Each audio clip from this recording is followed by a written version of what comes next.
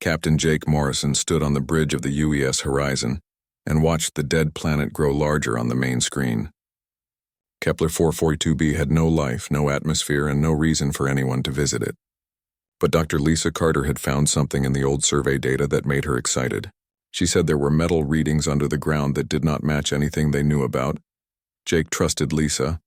She had been studying dead worlds and old ruins for 15 years. If she said this place was special, then it was worth checking out. The Galactic Federation paid good money for new discoveries, and humanity needed every credit they could get. "Take us into orbit," Jake told his pilot. "Nice and easy." Commander Alex Turner walked up beside him. Alex had been Jake's friend since their days at the Earth Military Academy. He was the kind of man who always expected trouble even when things looked peaceful. "I don't like it," Alex said quietly. "Dead worlds stay dead for a reason." Jake smiled. "You worry too much. Lisa knows what she's doing." The ship moved into a stable orbit around the planet. The surface looked like a gray rock covered in dust and old craters. Nothing moved down there. No cities, no roads, no signs that anyone had ever lived on this world. Dr. Carter came onto the bridge carrying her scanning equipment. She was a small woman with bright eyes who got excited about things that most people found boring. Right now she looked like a child on her birthday. "The readings are stronger now," she said. "There are definitely structures under the surface, big ones. They go down at least 2 kilometers into the rock." "How old?" Jake asked. Lisa checked her scanner. "The rock around them is at least 10 million years old. But the structures themselves, they're older than anything we've ever found. Older than the ethereal collective. Older than any civilization in our records." Alex frowned. "That's impossible. The Federation has been mapping this galaxy for thousands of years. If there was an old civilization here, someone would have found it by now. Unless they didn't want to be found," Lisa said. Jake made his decision. "Get the landing team ready. We're going down to take a look." 2 hours later, Jake stood on the surface of Kepler 442b wearing a full environmental suit. The air was too thin to breathe, and the temperature was cold enough to freeze water in seconds. Behind him, the horizon sat in a cloud of dust kicked up by its landing thrusters. Lisa was already setting up her deep scan equipment. The devices would send energy waves down into the rock and map whatever was hidden below. Alex stood guard with his rifle ready, watching the empty horizon for threats that probably did not exist. "Got it," Lisa said after a few minutes. "There's an entrance about 50 meters north of here. It's been covered by rock slides, but we can clear it. They used small explosives to move the rocks. When the dust settled, they could see a doorway carved into the cliff face. The opening was perfectly round and smooth, like it had been cut by some kind of energy beam. Strange symbols were carved around the edges. "I've never seen writing like this," Lisa said, running her gloved hand over the symbols. "It's not in any Federation database." Jake activated his helmet light and stepped into the tunnel. The walls were made of some kind of dark crystal that reflected their lights in strange ways. The tunnel went straight down into the rock at a gentle angle. They walked for 20 minutes before the tunnel opened into a huge underground chamber. Jake's light could not reach the far walls. The place was massive, bigger than the landing bay on a Federation battleship, but it was not empty. Tall pillars made of the same dark crystal stood in perfect rows across the floor. Each pillar was covered in more of the strange symbols.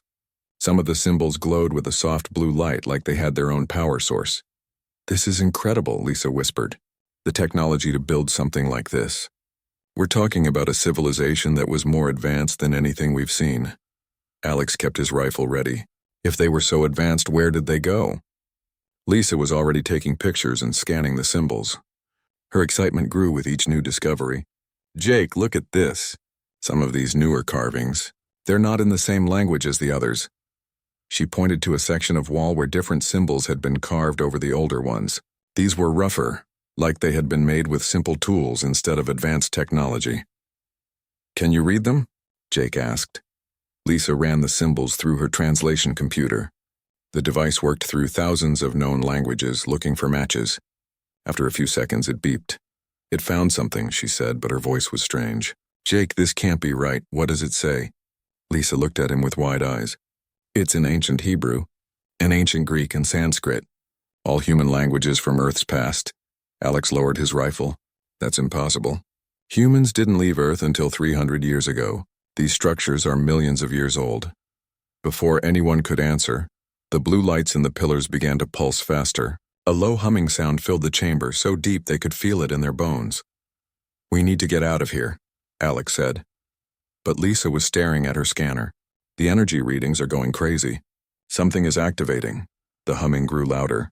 The blue light spread from the pillars to lines carved in the floor.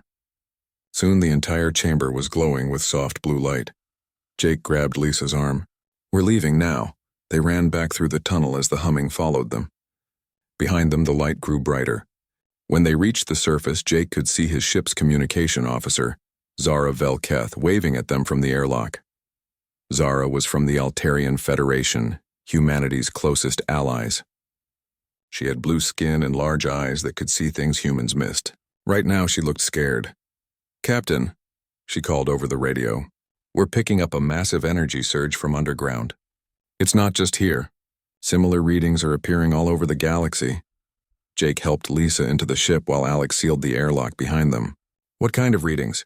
"Unknown energy signatures coming from dead worlds and old ruins. Hundreds of them, maybe thousands. They all started at the same time, right when you went into that chamber." Lisa pulled off her helmet. Her hair was messy and her face was pale, but her eyes were still bright with excitement. "We woke something up," she said. "The question is what?" On the bridge, the communication system crackled to life. It was an emergency message from the Galactic Federation Council. The voice belonged to Elder Keith Thera of the Ethereal Collective, the oldest known species in the galaxy. "Attention all Federation vessels," the Elder said. Her voice carried the weight of centuries. "Ancient monitoring systems across the galaxy have activated simultaneously. This has never happened before in recorded history. All ships are ordered to return to their home systems immediately." There was a pause. When Elder Keth Thera spoke again, her voice was filled with something Jake had never heard from her before. Fear. The sleepers stir. "The galaxy is no longer safe." Jake looked at his crew. Alex was checking weapon systems. Lisa was studying her scans from the chamber. Zara was monitoring Federation communications as more reports came in from across the galaxy. "Set course for Earth," Jake ordered. "Maximum speed." As the horizon lifted off from Kepler 442b, Jake watched the planet shrink on the main screen. Down in that chamber, ancient lights continued to pulse with alien purpose. Whatever they had awakened was bigger than one dead world. It was galaxy-wide, and somehow it was connected to humanity. The UES Horizon arrived at Earth 3 days later to find the home system in chaos. Federation ships from dozens of worlds crowded the space around Earth's orbital stations. Emergency broadcasts filled every communication channel. Reports were coming in from across the galaxy about ancient structures powering up after millions of years of silence. Jake docked his ship at Luna Station and was immediately escorted to a meeting room where the best minds in the Federation had gathered. Professor Dan Mitchell from Earth University was there, along with scientists and military officers from 20 different worlds. At the head of the table sat Elder Keith Thera herself. The Elder was old beyond human understanding. Her people, the Ethereal Collective, had been traveling the galaxy when most other species were still living in caves. She looked like a tall, thin human made of silver light, but her eyes held the wisdom of ages. "Captain Morrison," she said in her musical voice. "Dr. Carter, your discovery on Kepler 442b has changed everything we thought we knew about our galaxy." Lisa leaned forward. "Elder, the human languages we found in that chamber. How is that possible?" Elder Keth Thera was quiet for a long moment. When she spoke, her words sent chills through everyone in the room. "There are things in our racial memory that we do not speak of often, stories from the earliest days when my people first reached the stars. We found ruins then, ancient beyond measure, and in those ruins we found warnings." Professor Mitchell adjusted his glasses. He was an expert on Earth's early history, but this was beyond anything he had studied. "What kind of warnings?" "Warnings about the Devourers," the Elder said. "Beings that consume entire star systems. They feed on the energy of suns and planets, leaving nothing but empty space behind. According to our oldest memories, they were stopped once before by someone called the First Wanderers." Alex spoke up from where he stood near the wall. "First Wanderers? That sounds like explorers." "More than explorers," Elder Keth Thera said. "The stories say they seeded the galaxy with monitoring stations and defense systems. They promised to return if the Devourers ever stirred again. Dr. Carter pulled out her scanner and showed the readings from Kepler 442b. These structures we found, they're not just ruins. They're some kind of early warning network. And they're all activating at once, added General Sam Brooks, Earth's top military commander. He was a big man with gray hair and scars from battles in the outer colonies. We've got reports from over 300 worlds. Ancient sites that have been dead for millions of years are suddenly broadcasting signals into deep space. Professor Mitchell studied the data on his tablet. The human languages Dr. Carter found, I've been analyzing them with my team. They're not just similar to Earth's ancient tongues. They're identical. Exact matches for Hebrew, Greek, Sanskrit, and others from our earliest civilizations. Impossible, said Zara. Humans didn't leave Earth until 3 centuries ago. These structures are millions of years old. Unless, Professor Mitchell said slowly, humans were in the galaxy long before we thought. The room fell silent. The idea that humanity had an ancient galactic presence contradicted everything they knew about their own history. Elder Keth Thara stood and walked to the large window that showed Earth hanging in space below them. There is something else, something I have never told the Federation Council. She turned back to face them. When my people first encountered humans 300 years ago, there was something familiar about you. Your neural patterns, your brain structure, even your genetic code. It was like meeting an old friend after a very long separation. Jake felt a chill run down his spine. What are you saying? I am saying that perhaps humans are not as young a species as we all believed. Before anyone could respond, alarms began blaring throughout the station. A communications officer rushed into the room. General Brooks, sir. We're getting emergency signals from the outer rim. 3 star systems have gone completely dark. No energy signatures, no communications, nothing. General Brooks stood up fast. Dark how? Sir, the stars themselves are gone. The entire systems have been drained of all energy. Elder Kethara's silver face went pale. It begins. The Devourers have awakened. The next few hours were a blur of activity. Ships were dispatched to investigate the dark systems. Emergency meetings were called with all Federation worlds. And deep in the research labs, scientists worked around the clock to understand the ancient warning network. Dr. Carter spent most of her time with Professor Mitchell, comparing the symbols from Kepler 442b with human historical records. What they found was disturbing. Look at this, Lisa said, pointing to her computer screen.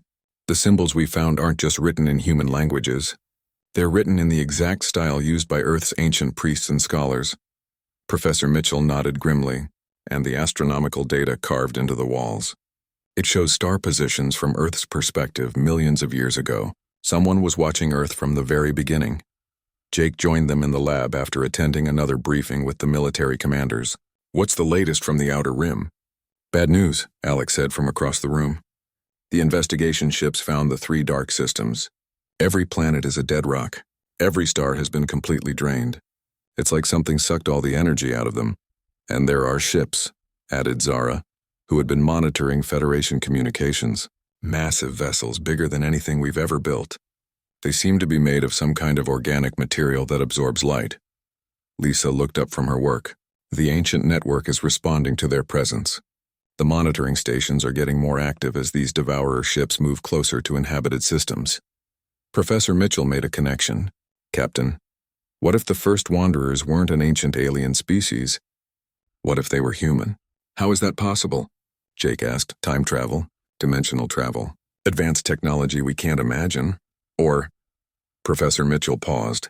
What if humans were placed on Earth by the original galactic civilization as some kind of safeguard? Alex laughed, but it was not a happy sound. You're saying we're what, some kind of backup plan? Think about it, Professor Mitchell continued. Earth is isolated, far from the galactic center. Perfect place to develop a species in secret. And humans have always been different from other Federation species. We adapt faster, learn quicker, and we're more willing to take risks. Elder Keth Thara, who had been listening quietly, finally spoke. There is truth in your words, Professor. My people have always wondered why humans seemed so prepared for galactic life. Most species take centuries to adapt to space travel and alien contact. Humans did it in decades. Another alarm sounded. This time it was different, more urgent. What now? General Brooks asked. The communications officer looked pale. Sir, the ancient structures aren't just monitoring anymore. They're beginning to activate weapons systems. Massive energy signatures are building up in the old ruins across the galaxy. Dr. Carter checked her scanner. The network is preparing for war. Jake felt the weight of responsibility settling on his shoulders, against what we still don't understand. And using technology we can't control, Alex added. Elder Keth Thera moved to the center of the room. Perhaps it is time we stopped trying to understand and started accepting what the evidence tells us. The galaxy is under attack by an ancient enemy. An automated defense network has activated in response, and somehow, humanity is the key to making it work. But we don't know how. Lisa protested. Then we had better learn quickly, the elder said, because more star systems are going dark every hour, and the devourers are moving toward the core worlds. Jake looked around the room at the faces of his friends and colleagues. In their eyes he saw fear but also determination. Humanity had always faced the unknown with courage. This would be no different. All right, he said. If we're supposed to be the galaxy's protectors, then that's what we'll be. But first we need to understand exactly what we're protecting it from. Outside the station's windows, the stars continued to shine. But Jake knew that somewhere in the darkness between them, ancient enemies were moving closer. And humanity's true test was just beginning. Captain Nina Rodriguez felt her ship shake as something invisible reached out and touched her mind.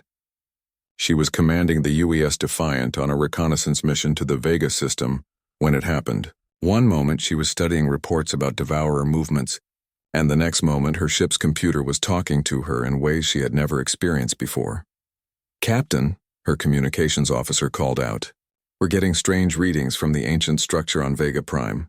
It's trying to interface with our systems." Nina had heard about this happening to other human ships. The ancient defense network was somehow selecting human vessels and crews for integration with its systems. So far, no one understood why it only worked with humans. "Let it connect," Nina ordered. "But keep our weapons ready." The bridge lights dimmed as the alien technology linked with their ship's computer. Nina felt a tingling sensation in her head, like someone was gently touching her thoughts. Information began flowing into her mind. Star charts, weapon specifications, and tactical data about the devourer threat. Back on Earth, Dr. Peter Hayes was making his own disturbing discoveries. He was a quantum physicist who had been studying the compatibility between human neural patterns and ancient technology. His findings were causing a political crisis within the Federation. "The integration rate is unprecedented," Dr. Hayes explained to a room full of Federation representatives. "When humans interface with the ancient systems, we achieve nearly 90% compatibility. Other species average less than 10%. Thane Corvaldris, the war leader of the militant Kraxan Empire, slammed his armored fist on the table. His people were tall, gray-skinned warriors who had dominated their region of space for thousands of years. They did not trust easily, especially when it came to younger species like humanity. This proves what we have long suspected." Thane growled.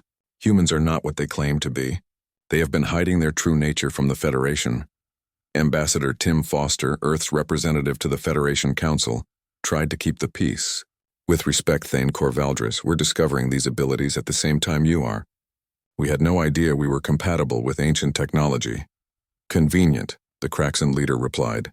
"Your species appears just as an ancient enemy returns.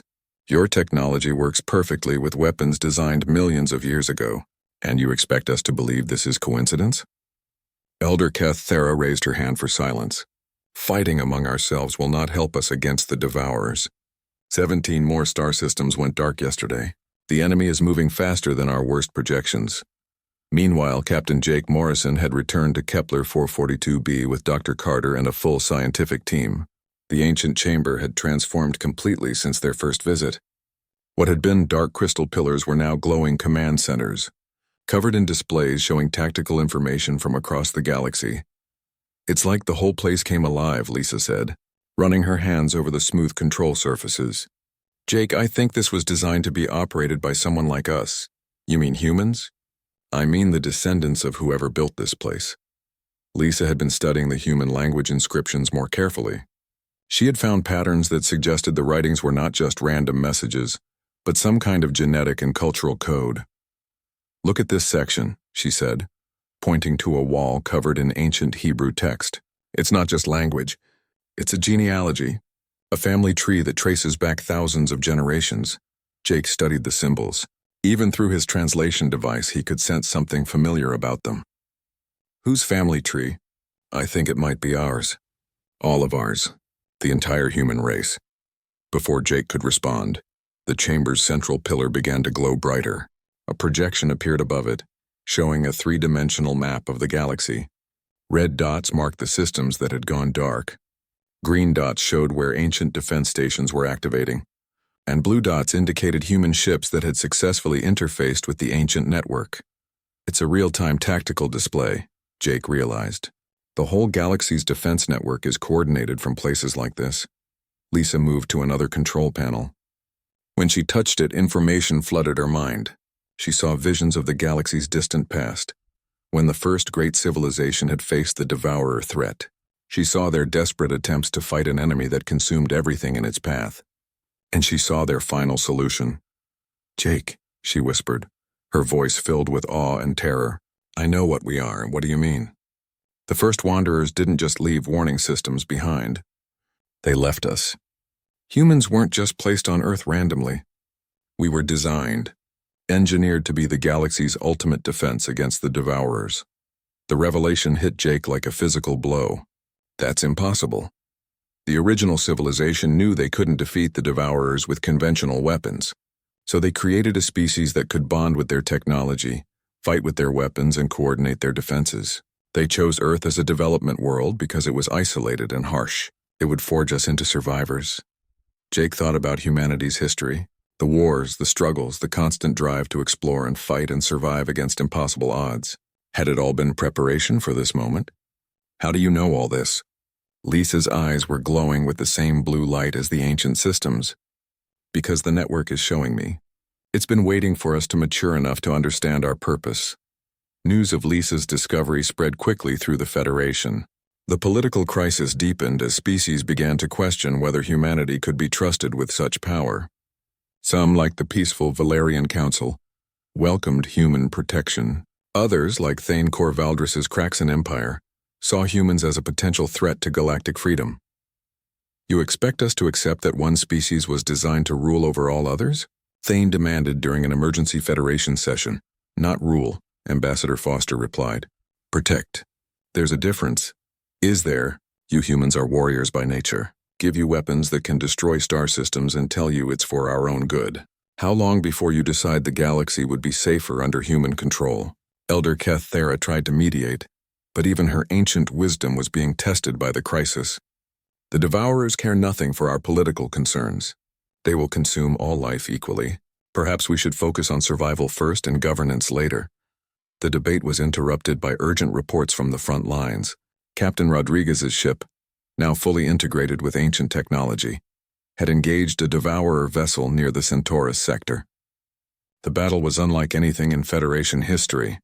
The ancient weapons are incredibly powerful, Rodriguez reported over long-range communications, but the Devourers adapt quickly. They learn from each attack and modify their defenses. Dr. Hayes analyzed the battle data from Earth. The enemy ships aren't just organic. They're intelligent. Each one learns and shares information with the others. "How many are there?" General Brooks asked. "Long-range scans suggest thousands, maybe tens of thousands, and they're all heading toward the core systems." Jake returned to Earth for another emergency briefing. The weight of humanity's newfound responsibility was crushing. Every decision they made would affect the survival of trillions of lives across hundreds of worlds. "The ancient network is only partially active," he reported. "Most of the defense systems require human operators to function at full capacity." "How many humans?" Elder Keth Thera asked. Dr. Hayes had been running calculations. "Based on current integration rates, we'd need at least 10,000 volunteers. And the process, it changes them. They become something more than normal humans." Alex, who had been quiet during most of the briefing, finally spoke up. "What do you mean changes them?" "The integration enhances cognitive abilities and physical resilience, but it also creates a permanent link with the Galactic Defense Network. The volunteers would become part of the system itself." Jake felt a chill. "You're talking about sacrificing 10,000 people." "I'm talking about saving the galaxy," Dr. Hayes replied. The room fell silent as everyone considered the implications. Humanity had been chosen to be the galaxy's protectors, but the cost of protection might be their own humanity. Outside, more reports came in of devourer advances. The enemy was adapting faster than anyone had expected. Traditional Federation weapons were useless against them. Only the ancient systems seemed capable of fighting back. "We need to make a decision," General Brooks said. "The devourers will reach the inner systems within days." Jake looked around the room at the faces of his friends and colleagues. In Alex's eyes, he saw fear for what they might become. In Lisa's eyes, he saw acceptance of their destiny. In Zara's alien features, he saw trust in humanity's choice. "If we do this," Jake said slowly, "if we accept this responsibility, there's no going back. We become something different, something more than human.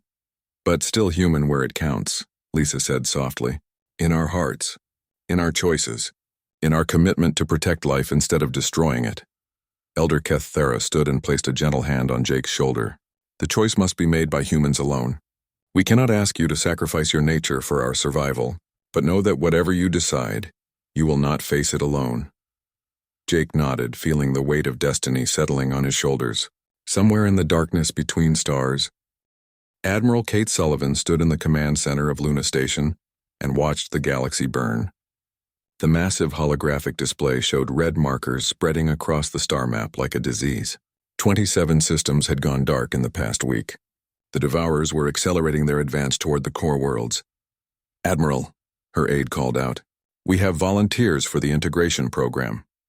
Kate turned to see a line of human officers and civilians waiting to undergo the process that would bond them permanently with the ancient defense network. She had volunteered herself 3 days ago and was still adjusting to the changes. The integration had enhanced her mind in ways she was still discovering. She could process tactical information from hundreds of sources simultaneously. She could communicate directly with ancient weapon systems across light years of space. But the cost was becoming clear. She was no longer entirely human. Dr. Ryan Clark was monitoring the integration process from his medical station. He was a biotechnician who had been studying the effects of human ancient technology bonding. His findings were both encouraging and terrifying. "The volunteers are adapting well," he reported to Kate. "Enhanced cognitive function, improved physical resilience, and direct neural interface with the defense network. But Admiral, there are psychological changes too." "What kind of changes?" "The integrated humans are developing a collective awareness. They remain individuals, but they're also becoming part of something larger. A shared consciousness dedicated to galactic defense." Kate nodded. She could feel it herself. A constant awareness of other integrated humans across the galaxy.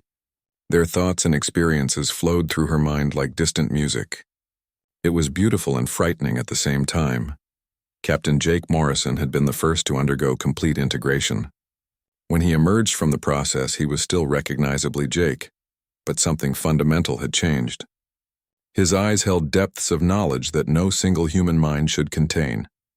"The network is showing me the full scope of the threat," Jake reported during a briefing with Federation leaders. "The Devourers aren't just another hostile species. They're the remnants of the galaxy's first great civilization." Thane Corvaldris leaned forward aggressively. "Explain." "Millions of years ago, that civilization reached a crossroads. They could choose to create and nurture life, or they could choose to consume and grow. They chose consumption. They transformed themselves into entities of pure hunger, devouring entire worlds to fuel their continued existence." Elder Keth Thara's ancient face grew sad. "We have legends of such a time. The Great Darkness, when the stars themselves began to die. The original galactic civilization couldn't destroy them," Jake continued. "The Devourers had become too powerful, so they put them into deep hibernation and created the defense network to watch for their return." Ambassador Foster spoke up. "And humans are the key to operating that network." "More than that," Jake said. "We're the weapon they designed to fight this enemy. Every aspect of human nature, our aggression, our adaptability, our willingness to sacrifice for others, was engineered for this purpose." The revelation caused another wave of political tension within the Federation. Some species began demanding that human volunteers be placed under Federation oversight. Others questioned whether humanity could be trusted with such power.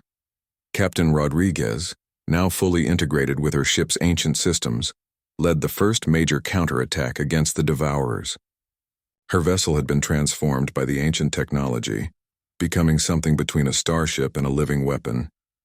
Engaging the enemy at Grid 77 Alpha, she reported during the battle. Ancient weapons are effective, but the Devourers are learning from our tactics. The battle data streamed back to Earth in real time. Dr. Hayes analyzed every detail, looking for weaknesses in the enemy's adaptation patterns. The Devourer ships modify themselves after each encounter, he reported. They're not just intelligent, they're evolving in real time. General Sam Brooks studied the tactical displays. How do we fight an enemy that learns from every attack? By learning faster, Jake replied. The integration had given him access to tactical knowledge from the original civilization. The ancient network was designed for this kind of warfare, but it requires total coordination between all defensive elements, meaning we need more integrated humans. Many more. The call for volunteers went out across human space. Men and women from every world and every walk of life stepped forward to undergo integration. They came knowing they would be forever changed, but willing to make that sacrifice to protect the galaxy. Commander Alex Turner struggled with watching his best friend transform into something beyond normal human experience. Jake still looked like the man Alex had served with for years, but there were moments when his eyes held knowledge that seemed alien. Are you still you? Alex asked during a private moment between briefings. Jake considered the question carefully. I'm still the person you knew, but I'm also more than that now. I can feel every human who has undergone integration. Their experiences, their knowledge, their commitment to this mission. We're becoming something new, Alex. Something that might be necessary to save everything we care about. Dr. Carter had chosen to undergo partial integration to better understand the ancient systems. The process allowed her to access historical data from the network without losing her essential humanity. I've been reviewing the records of the original war, she reported. The first civilization tried conventional warfare for centuries before they created the human failsafe. Nothing else worked. What makes us different? Admiral Sullivan asked. Adaptability and sacrifice, Lisa replied. Other species in the galaxy developed to survive in stable environments. Humans developed on a world that constantly tested them. We learned to adapt to anything and sacrifice everything for survival. The integration program accelerated as Devourer forces moved closer to the core systems. Thousands of humans volunteered to bond with ancient weapon systems, planetary defense grids, and mobile battle platforms. Each volunteer gained incredible abilities but lost something of their individual identity in the process. Engineer Chris Stone was working on hybrid technologies that would allow non-integrated humans and alien species to interface with Guardian-controlled systems. His innovations were crucial for maintaining galactic cooperation while ensuring unified defense. The key is translation protocols, Chris explained to a mixed group of human and alien engineers. The ancient systems are designed for human neural patterns, but we can build interfaces that allow other species to contribute their unique capabilities. The first test of total network integration came when the Devourers reached the Centaurus sector in force. Hundreds of their massive ships emerged from hyperspace and began systematically draining every energy source they could find. Admiral Sullivan coordinated the defense from Luna Station while Captain Rodriguez led the space battle. For the first time, the ancient network operated at full capacity with thousands of integrated humans working in perfect coordination. All stations report ready, Rodriguez announced. Ancient weapons charged and targeted. Fire, Sullivan ordered. The ancient weapons unleashed energies that dwarfed anything in the Federation arsenal. Devourer ships that had seemed invincible were destroyed in moments. But the enemy adapted quickly, modifying their defenses against the new attack patterns. They're learning, Rodriguez reported, adjusting defensive configurations after each hit. Jake, now speaking as part of a collective consciousness of integrated humans, analyzed the battle data in real time. Switching to pattern Delta 7, all units implement random targeting algorithms. The battle raged for hours. Ancient weapons and Devourer ships exchanged devastating attacks across light years of space. Slowly, painfully, the human-controlled network began to gain the upper hand. Enemy forces are withdrawing, Rodriguez reported. We've stopped their advance, but the victory came at a cost. Dozens of integrated humans had pushed their enhanced abilities to the limit, and were now permanently bonded to the network. They retained their personalities and memories, but they could never return to normal human existence. Dr. Clark monitored their condition from Earth. They're stable, but the integration is now irreversible. They've become permanent guardians of the galactic defense system. Jake felt the weight of responsibility settling over all the integrated humans. They had gained the power to protect the galaxy, but they had sacrificed their chance at normal lives to do it.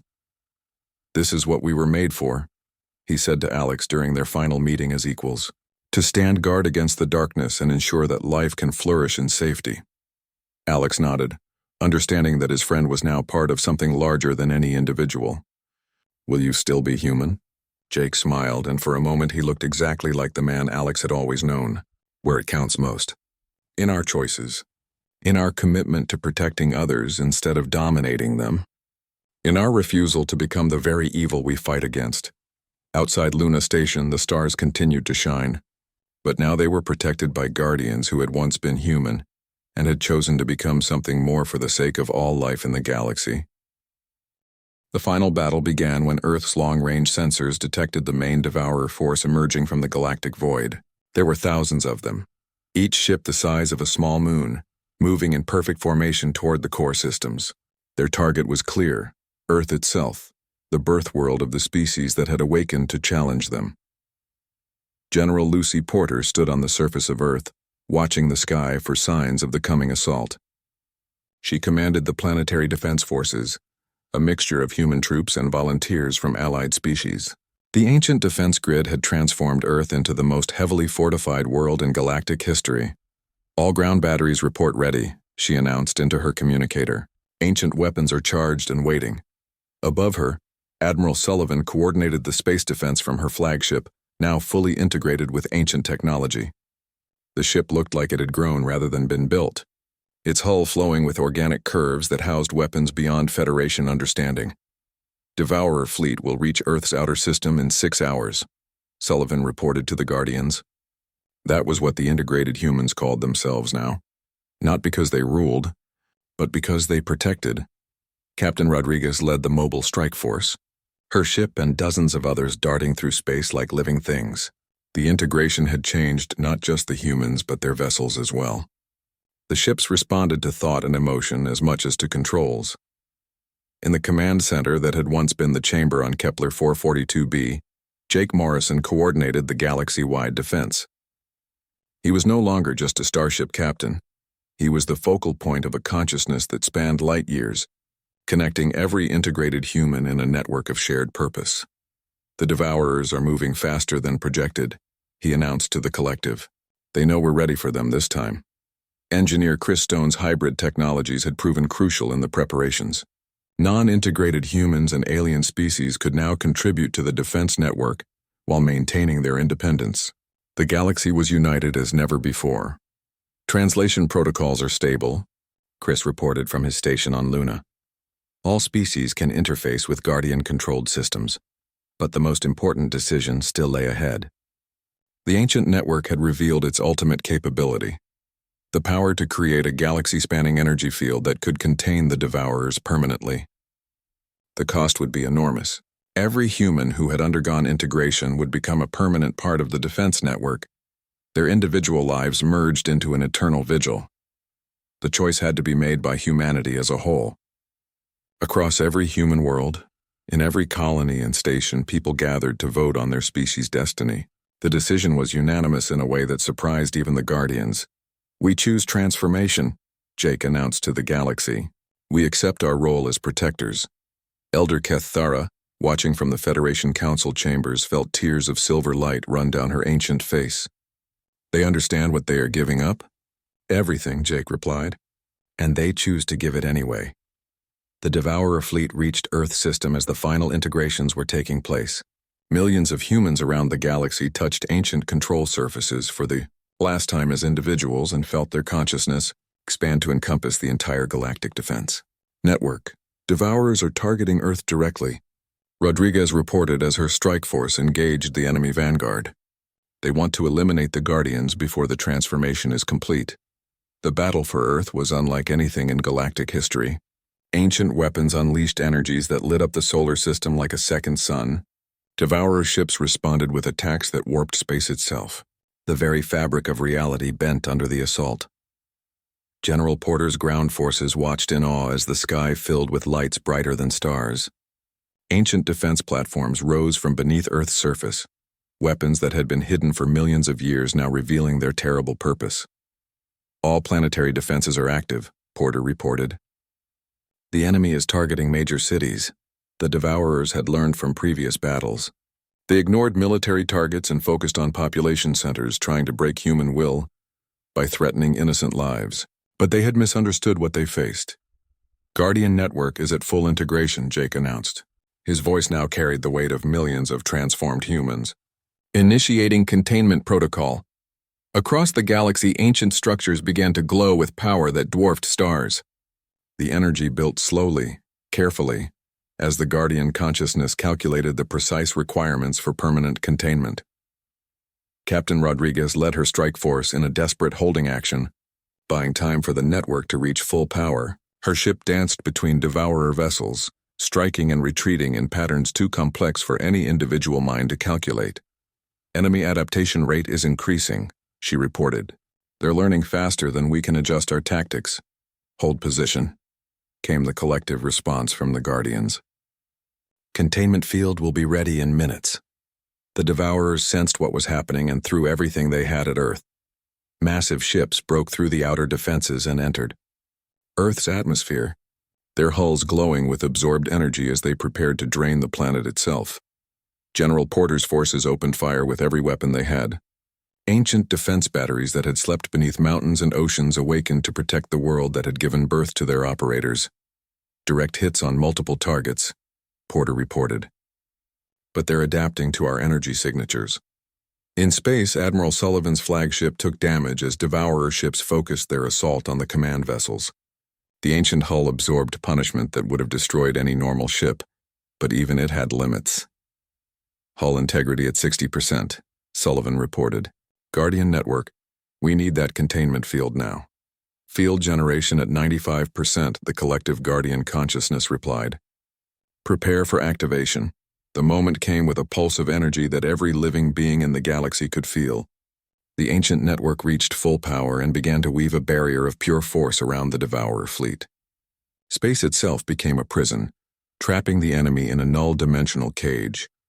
The Devourers fought desperately against their containment, pouring every bit of their accumulated energy into breaking free. But the network held, powered by the willing sacrifice of millions of humans who had chosen to become eternal guardians. Containment is stable, Jake announced, his voice now carrying harmonics that no single human throat could produce. The Devourers are contained until the heat death of the universe. The immediate threat was over, but the cost was enormous. Across the galaxy, human families said goodbye to loved ones who were now part of something larger than individual existence. The Guardians retained their personalities and memories, but they were forever changed. Dr. Carter, who had chosen to remain unintegrated, studied the transformation with scientific fascination and personal sadness. They're still human in their hearts, she reported to the Federation Council. But they're also something new, something that never existed before. Commander Turner spoke with Jake one final time through the network interface. Any regrets? Jake's response came with the warmth of old friendship overlaid with cosmic awareness. None. We were made for this, Alex. To stand guard so that others can live free. The galaxy entered a new age. The Federation was restructured as a true cooperative, with the Guardians serving as protectors rather than rulers. Ancient structures became centers of learning where all species studied together. Thane Cor Valdris, who had once questioned human motives, now spoke differently. They had ultimate power within their grasp and chose to use it only for protection. Perhaps there is wisdom in their sacrifice. Years passed. Dr. Carter led archaeological expeditions to explore other galactic mysteries. Commander Turner commanded joint exploration fleets that ventured into previously unknown regions. The galaxy expanded and grew under the watchful protection of the Guardians. Children born after the transformation grew up in a universe where war between species was unthinkable. They played games among the stars and learned from teachers of a dozen different worlds. They knew that somewhere in the vast network of space, beings who had once been human watched over them with infinite patience and love.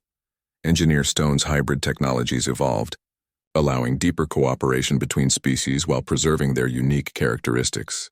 The galaxy became more diverse and more united than ever before. General Porter, now retired from military service, worked with former enemies to build memorials honoring those who had sacrificed their individual existence for galactic peace. They chose to become something larger than themselves, she said at one dedication ceremony. That's the most human thing anyone could do. The Guardians spoke rarely to the outside universe, but when they did, their words carried the wisdom of cosmic perspective tempered by human compassion. They had gained the power to reshape reality, but used it only to ensure that life could flourish in safety. Elder Keth Thera lived to see the galaxy's golden age begin. In her final years, she often spoke with the Guardian consciousness through the ancient network interfaces. "Do you miss being simply human?" she asked during one conversation. "We miss the simplicity," came the reply in Jake's familiar voice.